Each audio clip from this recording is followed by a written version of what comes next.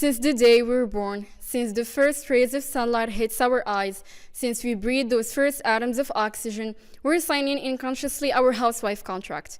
Yes, ladies and gentlemen, a contract which we didn't approve to, but we're forced to abide by its rules for being a woman, doing the normal function of any human being, breathing and existing. Those rules were put by a class of misogynist, sexist, and selfish individuals, especially the older generation.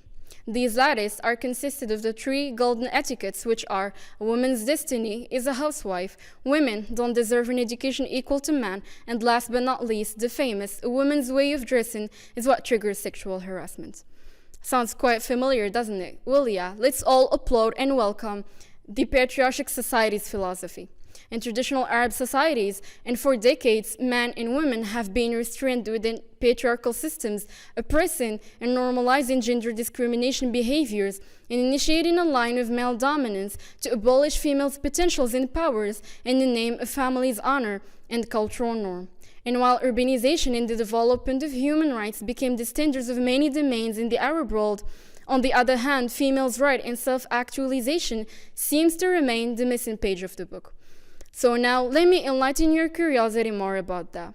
In such culture, a woman's freedom is tied up within sexist restrictions, with society holding on those traits to dictate rules over her life and make her abide to a very limited one, with no space for her choices, and where her needs and desires are seen and worthy if they're not linked to marriage and family. Not only that, but also where her value as a human being with feelings equals nothing in front of the purity of her body.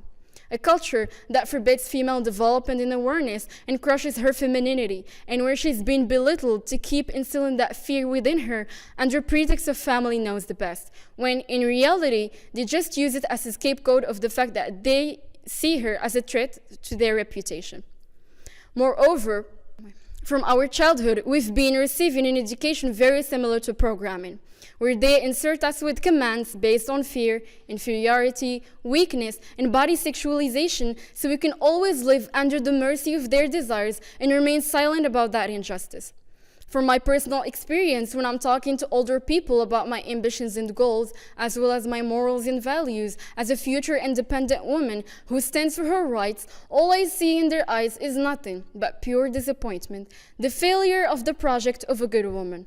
But on the other hand, when I talk about how good I can cook or clean, or even how I can bear up with cheating, domestic and sexual violence to keep my family together, all I see in their eyes is nothing but pure pride, the success of the project of a good woman. Moreover, this mindset of misogyny has spread in the Arab world not only because of a corrupted mentality, but also due to the marginalized image of women that were seen inferior and eligible of a high-quality education, which made them go even further the limits and restrict certain subjects from her learning process in the past, such as technology and business, and made her suffer from educational discrimination, injustice, and illiteracy for years. Also, the lack of engagement of women in such fields is explained by gender role stereotypes. Historically speaking, men have always dominated these lattice, and it is shown through his given advantage across curriculum subjects. Even if schools made efforts to educate about that diversity and erase that gap, but these stereotypes still go unnoticed since they were deep-rooted from generation to generation.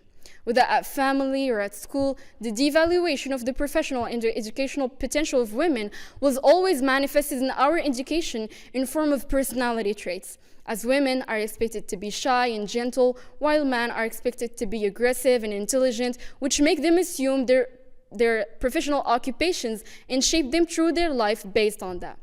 But now, thanks to globalization and the rise of awareness upon society's individuals, as well as the female empowerment movements, women have unlocked their true potentials, and now their voices are being heard and recognized next to men in such high-level specializations.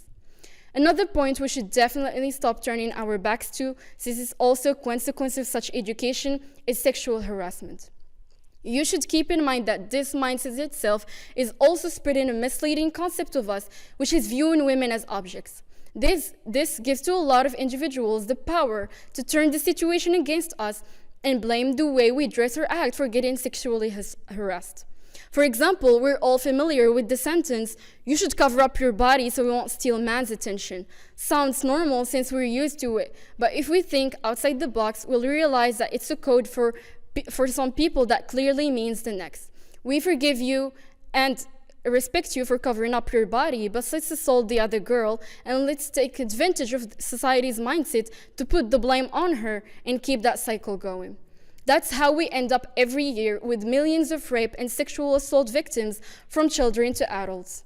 The real question here is, how can we, a future generation of feminists, change such mindset? How can we ensure a safe world for our generation and for next generations?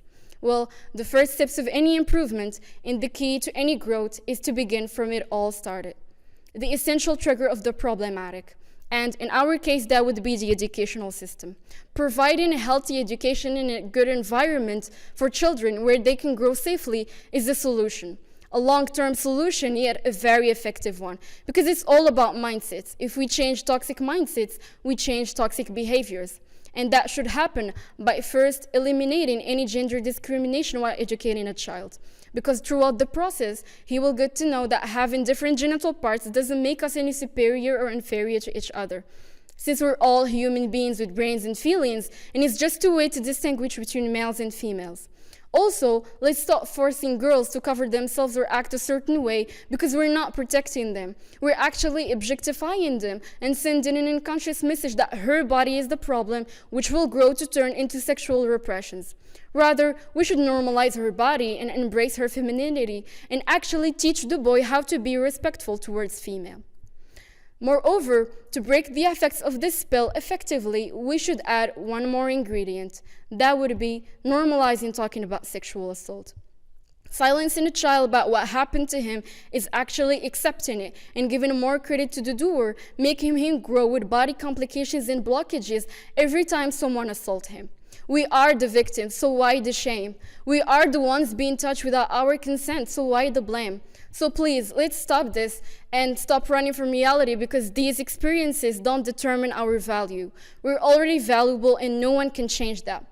So girls and boys, speak about it. Stop them. Let them know that you're aware of the act and you're ready to fight for your justice. Better lose people than lose yourself. Just trust the process, and society will, after all, submit to these changes and go with the flow.